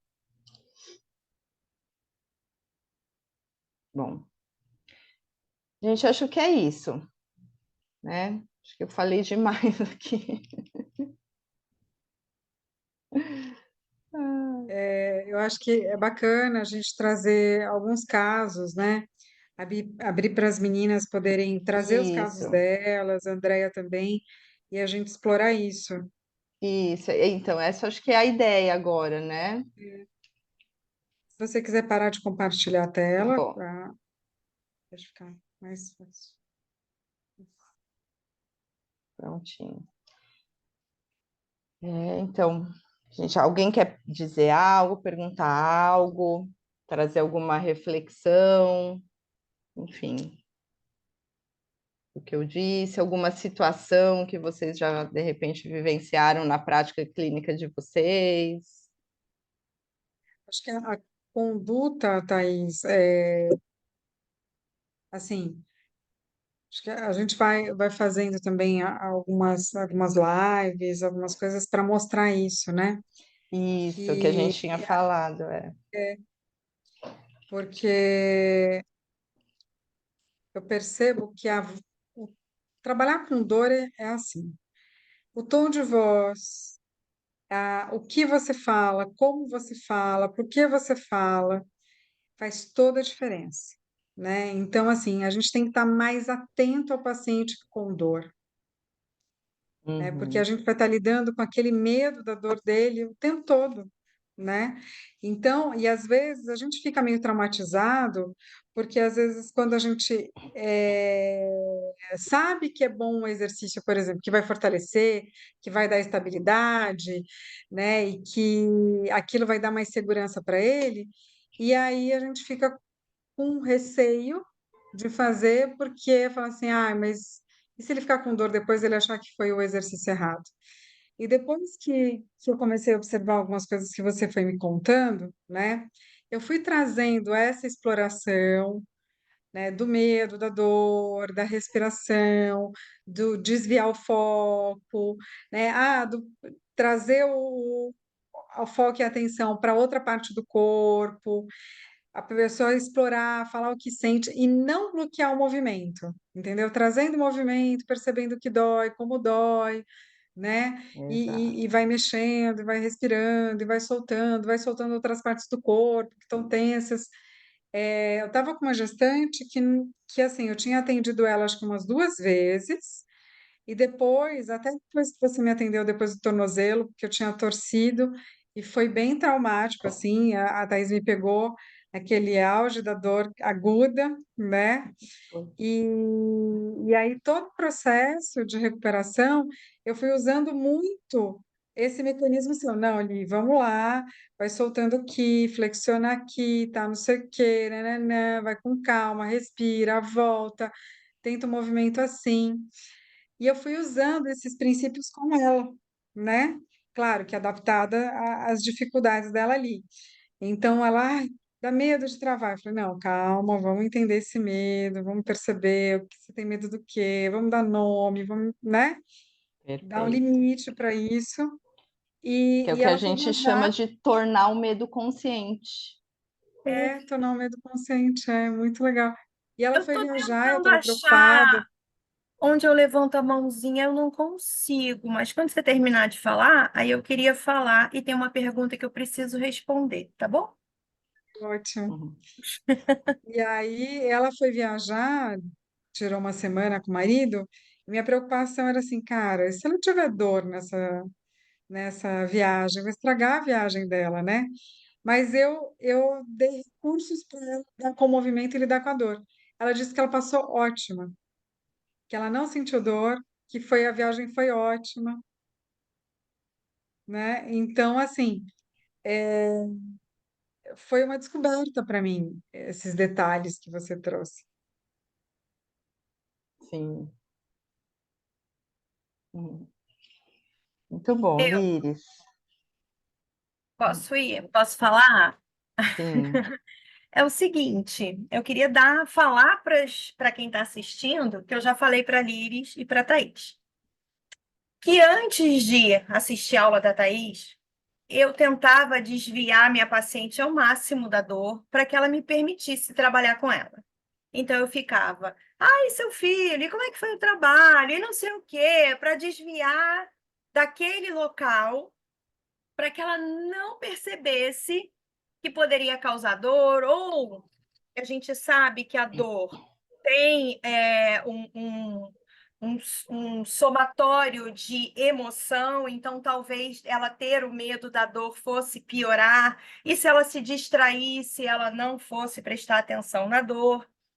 E depois que eu tive a aula, né, que a gente fez a aula e tal, e eu falei, bom, eu vou pegar minha paciente mais complicada e vou fazer esse exercício que a gente fez aqui no começo. E pela primeira vez ela percebeu que realmente o lado que pesava do lado dela era o lado que ela tinha mais tensão, que ela não conseguia perceber. Eu falava que tinha tensão ali, eu tentava liberar a tensão, e ela achava que ela não tinha, mas ela tinha dor lombar, ela percebia as dores, mas ela não percebia as tensões que levavam às dores. Então, depois eu comecei a fazer isso. Tá incomodando? Né? Não pergunto se está incomodando. Quando ela me diz que está incomodando, porque também a gente não pode estar perguntando toda hora se está doendo, porque a gente vai dizer que está doendo. E aí ela vai associar que está doendo. Quando me diz que está doendo, eu pergunto, mas você está tendo percepção de dor ou é uma percepção de toque? E aí eu toco em outro lugar. A percepção que você tem é essa aqui, que eu estou fazendo aqui. Ó, eu estou fazendo exatamente isso que eu estou fazendo aqui e vou repetir lá. É a mesma sensação? Ou aqui ela é diferente? Tenta entender isso para mim. E, na maioria das vezes, elas vão percebendo que é um toque e que não é dor. A dor vem do medo da dor. E isso vai facilitando o trabalho da gente, e foi muito mais fácil trabalhar dessa maneira, né? E aí, por isso que eu falei que eu queria responder essa pergunta que está aí na caixinha agora, falando de paciente de vaginismo, até onde a gente pode ir. Eu dei aula esse final de semana só de terapia manual de disfunções sexuais. E aí, uma coisa que eu queria trazer, que Thaís trouxe. O que é uma dor crônica? É uma dor a partir de quanto tempo? 3 meses. Essa pessoa que você está tratando que tem vaginismo, ela já está com isso há quanto tempo? Há 1 mês. Geralmente é muito mais do que o prazo que se é estipulado para virar uma dor crônica. Então, ela já tem toda essa cadeia de aferência, de registro, interpretação e eferência alterada. Se eu provoco dor nela, eu faço esse disparo de crise, né? O que a Thaís falou de flare-up, eu disparo uma crise nela, e se ela já tem dor e eu estou provocando dor nela, mas eu estou falando, calma, é para você melhorar, ela está gerando tensão, ela está se segurando na cadeira, ela está suando frio, ela está molhando o papel todo. Como é que ela vai se liberar disso? Então, a gente está passando por uma fase de... Sabe aquela história de eu vou para a academia e enquanto eu não não sair arrasada de lá, eu não ganho músculo? No pain, no gain? No pain, no gain para paciente crônico também. E a gente está lidando com muito mais do que um assoalho pélvico tenso. A gente está lidando com nocicepção alterada, interpretação central alterada, aferência alterada e um ser humano que carrega isso tudo. Então, a gente tem que primeiro pensar nessa pessoa, pensar que isso tudo está alterado e depois a gente vê que tem músculo ali para liberar. Entende? Então, se a paciente disser que tem dor, a gente tem que fazer o nosso tratamento, é o que eu sempre falo para as alunas, até o limite dela. Sentiu dor, eu dou um passo atrás. Porque se eu provoco dor, eu posso provocar uma crise nela que vai desencadear um quadro de dor depois. Entendeu? Então, ela vai sair daqui, é aquela pessoa que sai do meu atendimento, pode nunca mais voltar e falar, nossa, eu fui lá e eu fiquei muito pior. Quantos pacientes a gente não atendeu assim? Fui no fulano de tal e eu fiquei muito pior. A gente pode explicar para essa pessoa que a partir do momento que a gente toca nela e a gente não sabe bem o limite dela, na primeira vez, ela pode sim sair com dor, porque a gente ainda não entendeu bem o limite dela e nem ela, mas a dor é uma experiência individual. Se a pessoa disser que está com dor e eu ainda nem toquei, ela está com dor. Eu ainda nem toquei, ela está com dor. Não é uma experiência emocional de uma lesão real ou potencial. Então, ela tem o físico, ela tem o emocional e ela pode ter a lesão ou não. Então, a gente tem que tomar muito cuidado com isso. Antes de qualquer coisa, o acolhimento. Antes de tratar um vaginismo, tratar esse ser humano que trouxe esse problema para a gente. Sabe? Isso antes de tudo. E fazer com que essa pessoa entenda que quando eu toquei, você está sentindo o meu toque? Ó, é meu toque. Ou é uma dor mesmo? Ah, é uma dor. Você consegue definir o que que é essa dor? É queimação? É porque aí também a gente vai trabalhando a percepção. Estou errada, Thaís? Tá ótimo, Andréia, perfeito.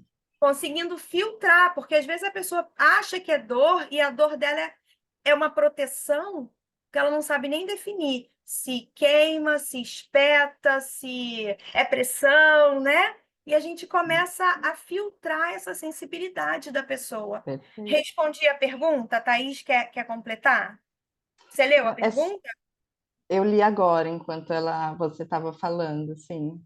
Uhum. Na verdade, é só tornar a dor consciente, tudo isso que você falou agora no fim, né? Não é sobre excluir a dor ou não perceber a dor, é tornar a dor consciente, é tornar o medo consciente, para a partir daí poder caminhar ao longo da terapia com isso. E você trouxe algo importante, Andréia, né? Sobre a nossa postura enquanto terapeuta, né?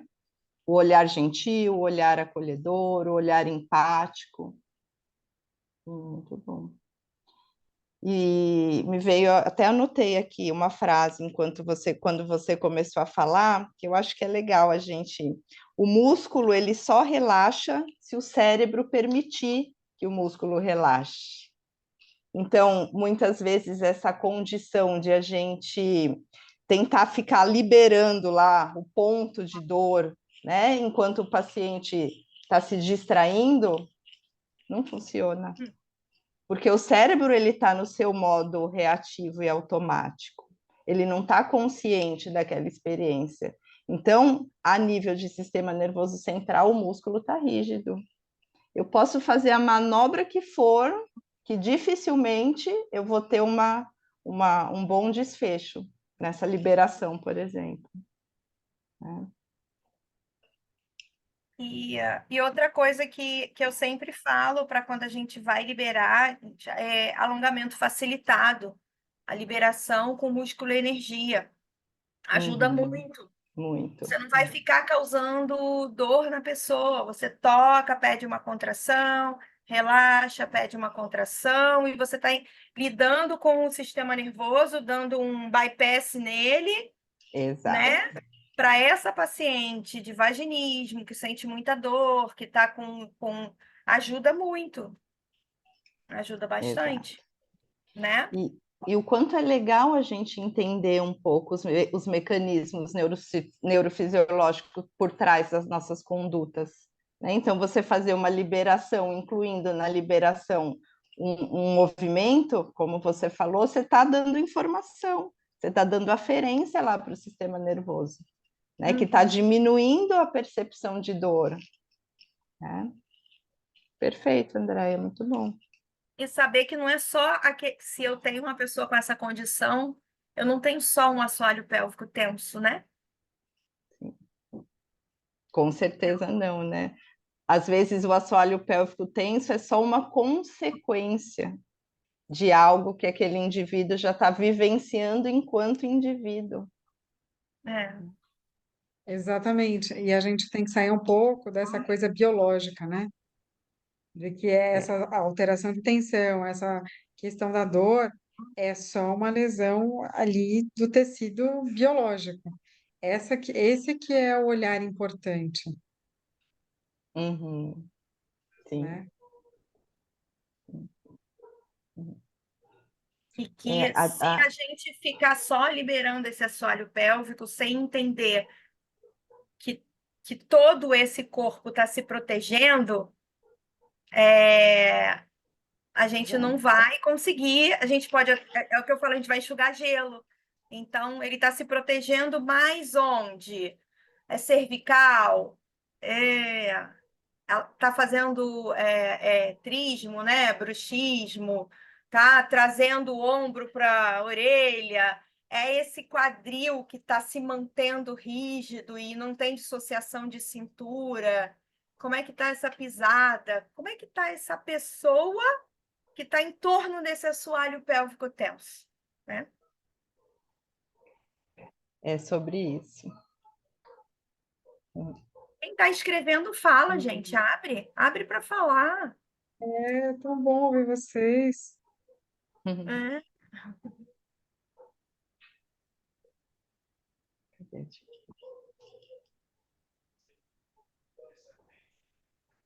Ela botou aqui, algumas pacientes têm medo de respirar e o corpo não permite nenhum movimento amplo. Exatamente, né? Oi, E aí, o que meninas, boa fazer, né? Ah noite. lá, ela apareceu para falar, Oi, Thaís. Jane. Tudo bem? Eu tava aqui quietinha porque eu tô tão cansada. Eu cheguei do consultório, fiquei aqui no sofá mesmo, não consegui nem ligar o computador. Mas eu achei interessante, principalmente, Thaís, prazer, eu ainda não a conhecia. Prazer é meu.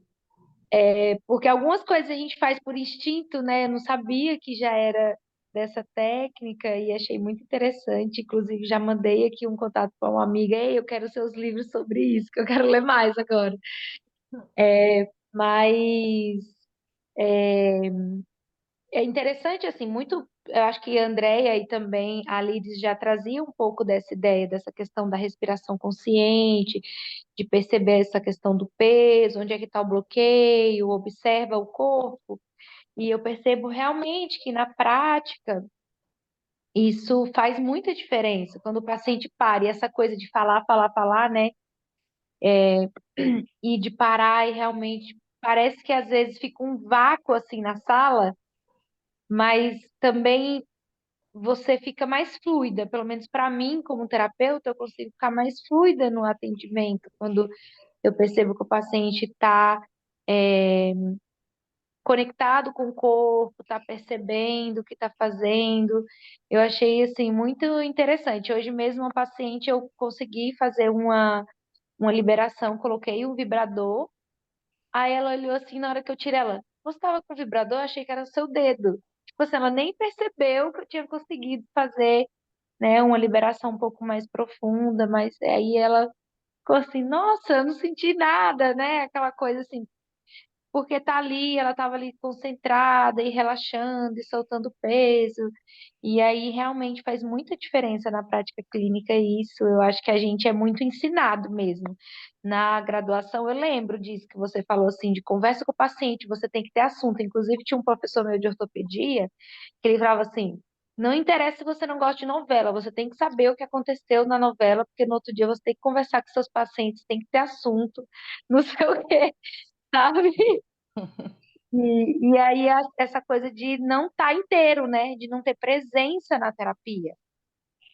E eu percebo realmente isso, assim, é só isso, agradecer pela partilha e por trazer esse entendimento. Algumas coisas tinham um desconforto em mim como terapeuta, e ouvindo você falar hoje, assim, poxa, me trouxe consciência realmente do que eu estava fazendo, deu um nome para aquilo, e para mim fez muito sentido, assim, para isso, né? De realmente falar, não, tá no caminho, é isso mesmo que eu tô sentindo aqui, e agora ampliar mesmo o conhecimento a respeito. Que bom, Diane. Obrigada. Deixa eu só dizer algo sobre o que você escreveu aqui, que eu acho que é interessante. Alguns pacientes têm medo de respirar, o corpo não permite nenhum movimento amplo. Tudo bem, e o que a gente faz com isso quando a gente identifica isso? Às vezes, a gente só identifica. Então, você pede uma respiração profunda, aí o paciente fala, a respiração profunda dói, eu estou com medo de respirar, tudo bem. Então, vamos parar e observar que isso está acontecendo com você nesse momento, tornar consciente aquela experiência que é um fato. É um fato que o paciente, nesse momento, não consegue nem respirar, não é um fato? Adianta eu ficar propondo várias coisas? Muitas vezes não adianta. O que é mais eficaz é eu ir lá onde o paciente está, né? E tornar isso consciente a ele. Tudo bem, observa que nesse momento você não está conseguindo respirar. E veja se é possível soltar o seu corpo nisso. Faz muito sentido, assim, às vezes só dela perceber a atenção, né? Aí ela vai, aí eu falo muito isso, assim, não, respira normal, como você respira em casa, faz a sua respiração, mas perceba, né?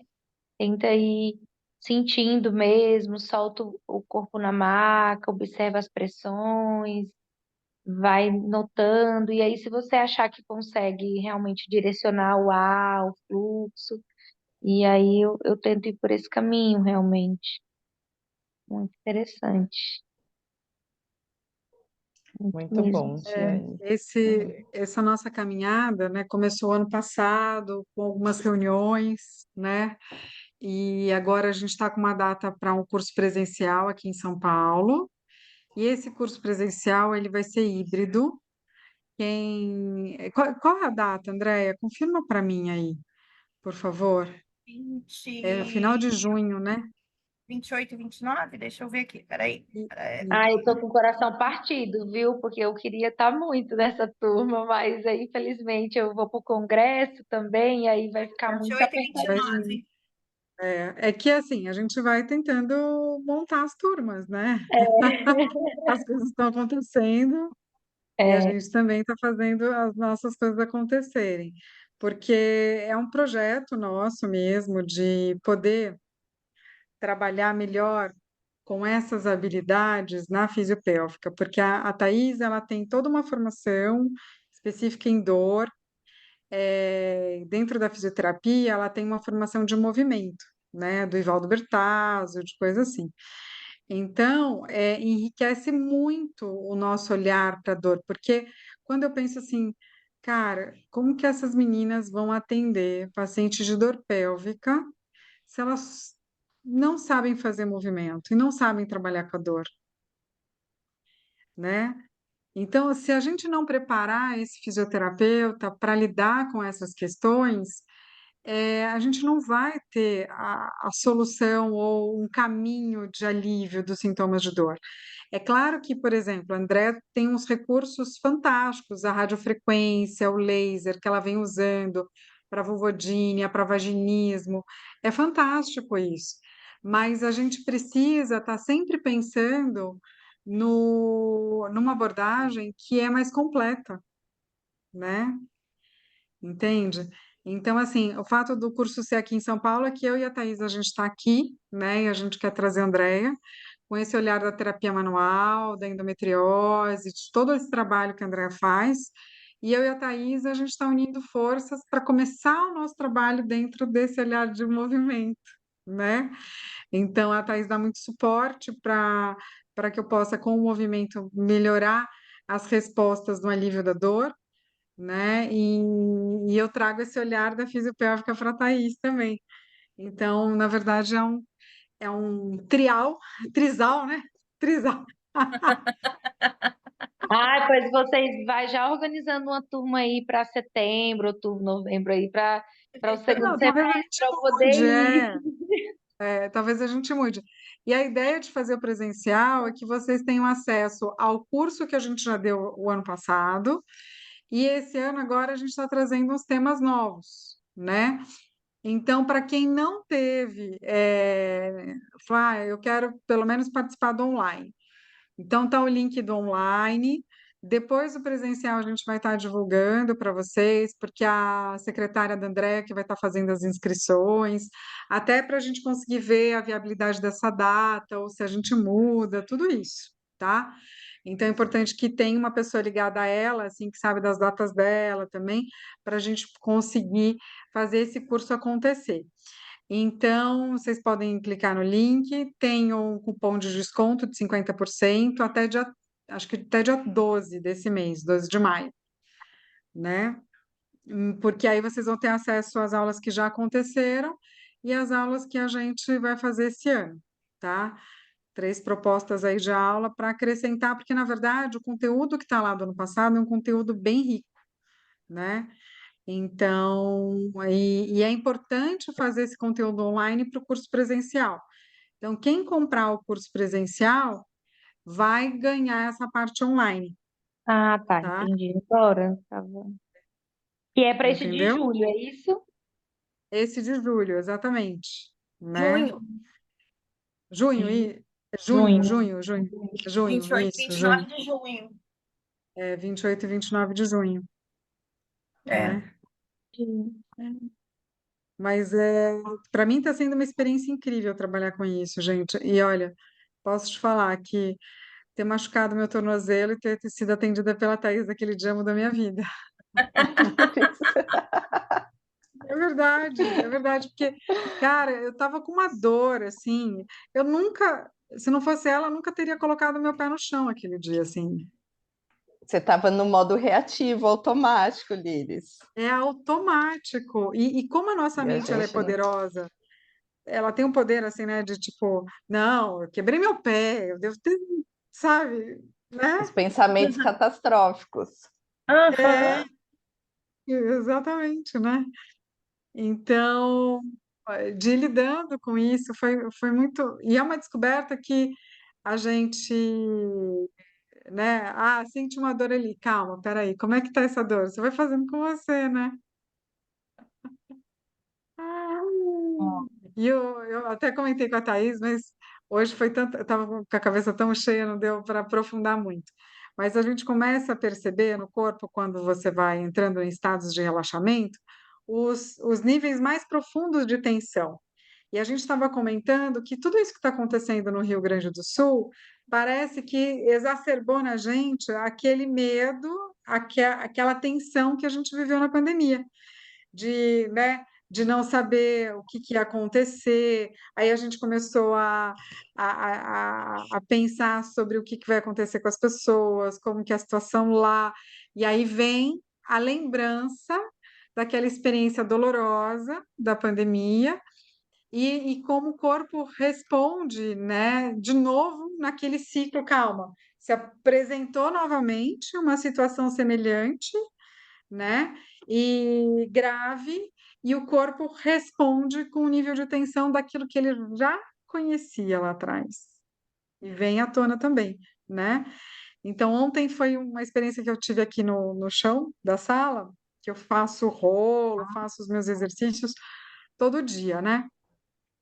E aí eu fui trabalhando o movimento do peito, tal, e de barriga para baixo, esticando o meu corpo. E é possível, gente, o corpo da gente vai falando, ele vai trazendo a condução. E aí eu sentindo tudo aquilo da tensão deste momento, eu entrei em contato com a tensão de 4 anos atrás. E eu falei, cara, olha onde está o nível dessa tensão tão profunda. Porque eu percebi que foi aquela coisa assim, da reação que o nosso corpo tem quando você está numa situação extrema, que não dá para você parar e pensar. Você simplesmente crispa ali, porque você tem que ser forte, você tem coisas para fazer. Só que o corpo, ele vai vivendo uma sobrecarga de coisas em cima da, daquela tensão que não foi dissolvida. Mas é uma tensão muito profunda mesmo, assim.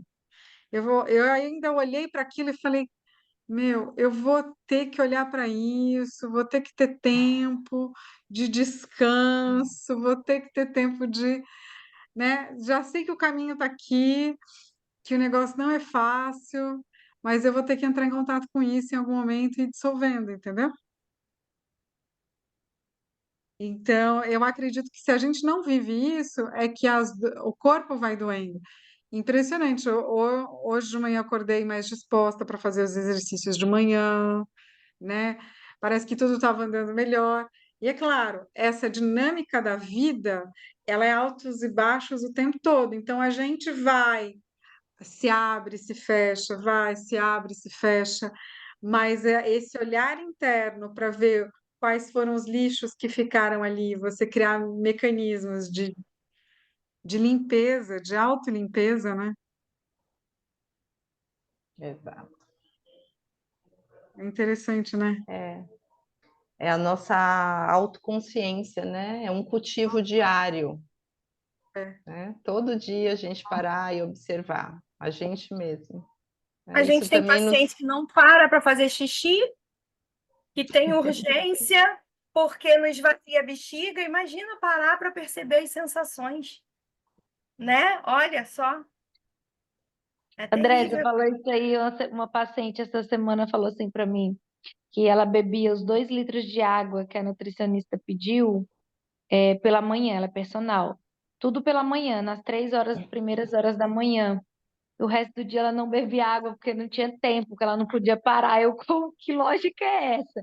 Ah, não, mas ela falou que eu tenho que beber 2 litros de água por dia. Aí eu tomo toda hora, durante as 3 horas da manhã que ela tem mais livre, ela bebe toda a água que era para ela beber do dia todo. Eu fiquei, meu Deus. Ela não faz também as mesmas, o quanto de comida ela precisa no dia também de manhã para ficar o resto do dia, né? Eu falei, gente, como que é essa lógica, né? Assim, mas é uma loucura. Eu falei, meu Deus. Ah, raciocínio. A gente está recebendo pessoas que, se a gente coloca para relaxar e respirar, elas se estressam, porque elas estão tão agitadas, né? Que É. elas se Não, estressam. porque ela veio com queixa de incontinência, de esforço. Aí eu falei assim, mas não faz sentido, como que você só perde xixi de manhã e o resto do dia você não perde xixi? Aí eu falei, não, peraí, me explica como é que tá acontecendo tudo isso. Aí eu fui fazer assim, o passo a passo, da hora que você põe o pé no chão, o que você faz? Aí eu descobri que ela estava fazendo isso, eu falei, eu não acredito. Você vê, Ai, é sempre isso, né? Tem essa questão do comportamento, tem dos hábitos que também vão levar, né? Que a gente vai ter que entender um pouco isso. Lá na plataforma da Hotmart, a gente separou uma aula de terapia cognitivo-comportamental, que a Michelle deu. Essa aula está lá disponível para vocês também. Mas é uma aula que ajuda muito a gente a entender esse mecanismo de como a gente trabalhar com comportamento. Mas é o que você fez, Daiane. É, é ouvir ela, fazer o recordatório, né? O que que você fez? Tá ligado aos hábitos, né? Você percebeu. E você sabe que enquanto você não mexer nisso, quando você não adequar isso, você dificilmente vai conseguir melhorar esse sintoma, né? E na dor a gente fala muito do gatilho que dispara a dor, né? Nas Só pacientes de identificar o endometriose eu gatilho. vejo muito, assim, por exemplo, ai, teve uma discussão hoje no trabalho. Eu estava bem até ontem, fiz a fisioterapia, passei quinta, sexta, sábado, segunda-feira, tive um estresse, aí me manda mensagem, eu tô muito mal, e aí eu vou, o que que aconteceu? Aí quando você vai ver o tecido tá com uma boa flexibilidade, tá tudo bem, e aí, quando você vai fazer um resgate, eu falei, tá, o problema não tá aqui no corpo, vamos entender a rotina, como foi? E aí eu fico também, assim, tentando trazer essa consciência para elas de que é o ambiente, tudo que acontece, o filho que está se separando da esposa, não sei o quê, tudo. As de cistite intersticial também, né? Da bexiga dolorosa. É muito. Aí resgatam. E aí é aquilo, o corpo não é mente ou corpo. É uno, é uma coisa só. O que acontece com um, acontece com o outro. Não tem como separar. Esse modelo que a Thaís falou de biopsicossocial, que a gente adota desde sempre, mas que os nossos pacientes ainda não têm, né? Eles ainda vêm do biomédico. Olha, eu tenho dor, mas eu fiz exame e eu não tenho nada. Eu assisti uma palestra domingo É, no simpósio de um médico, eu achei muito interessante a fala dele, porque é difícil você ouvir um profissional da área médica falar isso. Ele falou assim, gente, é, a medicina do século XXI, a medicina para as mulheres do século XXI precisa ser mudada. As mulheres do século XXI têm comportamentos totalmente diferentes das mulheres do século XIX e XX. Como é que a medicina, como é que a gente quer que funcione a medicina no século XXI se a gente está atuando como atuávamos no século XX?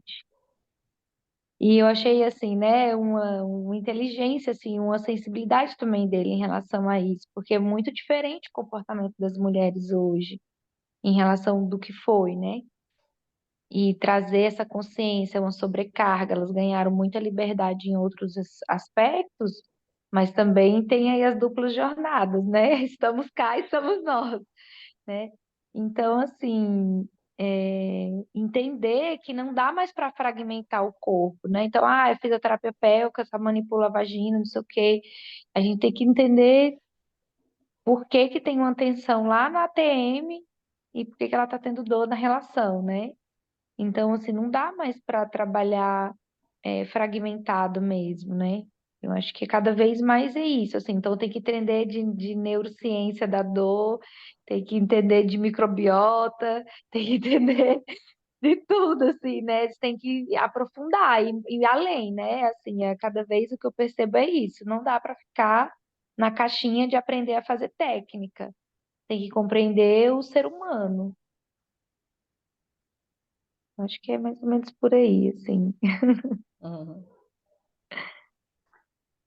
Muito bom, gente. Acho que É, a gente vai dormir, descansar, amanhã é é. outro dia, Obrigado, mas Ângela, foi pela ótimo. O presença. link tá aí para vocês, viu, gente? Tá com 50% para vocês do curso online, certo? Que tem essa parte da Thaís completa, da Cinésio da Liris e de terapia manual minha para dor crônica, tá? E a gente Certo? tem mais 3 aulas esse ano, né? Isso. E aí tem lá o cronograma das aulas, tudo certinho, para vocês verem, tá? E qualquer dúvida a gente está aí à disposição também. Mas até o início das aulas online a gente vai estar divulgando nas redes sociais, vai estar fazendo live, tá? Meninas, Uhum. obrigada. Depois eu deixo a Obrigada, gravação. meninas. Obrigada. Eu deixo a gravação tanto no curso, no nosso curso, quanto lá no clube, tá? Tá, obrigada. Boa noite, meninas. Boa noite, um beijo. Beijos, beijos. Ai, opa. Obrigada, Thaís. Foi ótimo. Beijão, Beijo, querida. Boa Liris. noite para Beijo, você. Andréia. Obrigada a vocês. Beijo, Andréia, um Nildete. beijão. Eu mandei mensagens lá no grupo, depois vocês vão corrigindo, tá? Tá. Beijo, Beijos. tchau. Muito bom, Nildete. Boa noite para você, querida. Bom descanso. Obrigada pela sua participação. É sempre bom.